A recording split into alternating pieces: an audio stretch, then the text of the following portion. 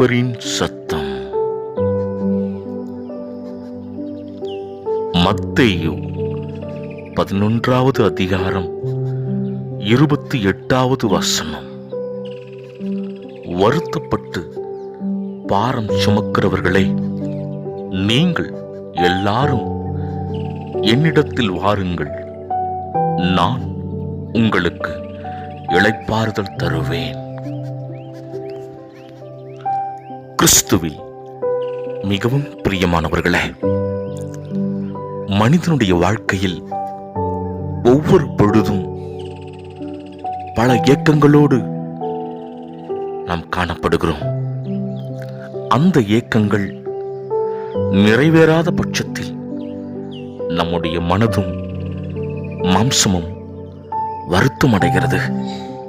ஆம் பிரியமானவர்களே, ஒரு குறிப்பிட்ட செயல் அல்லது ஒரு குறிப்பிட்ட காரியம் நம்முடைய மனதில் நிர்ணயித்து அந்த காரியங்கள் நிறைவேறாத பட்சத்தில் நம்முடைய மனம் மடிவடைகிறது.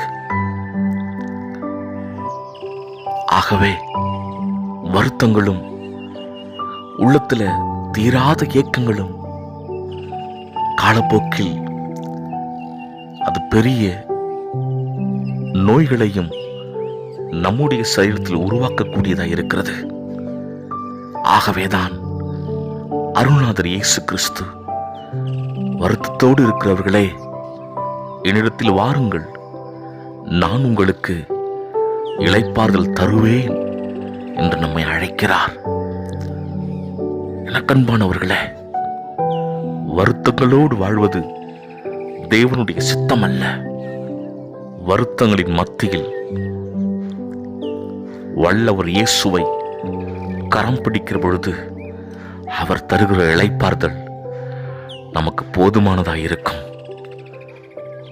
அமர்ந்த தண்ணீர், சமாதானமான வாழ்வு, பசும்புல் மேய்ச்சல், செழிப்பான வாழ்வு தேவன் அருளுகிற ஈவு.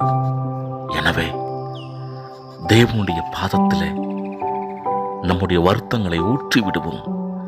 கர்த்தர் நமக்கு இளைப்பாறுதலை கொடுத்து சமாதானமான வாழ்வு வாழ கிருபை செய்வாராக. ஆமென்.